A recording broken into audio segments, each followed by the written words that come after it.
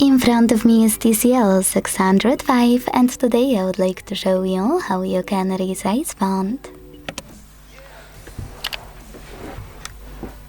Begin by opening Devices Settings and tapping on Display section right away.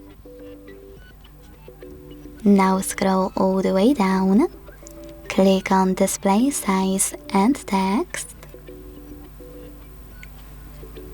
and finally operate this slider under font size to adjust it. You can check out preview at the top. So when I do that and go back, I can see that size of my text has changed. Thanks so much for watching. If you enjoyed this video, don't forget to leave a like, comment and subscribe. Bye!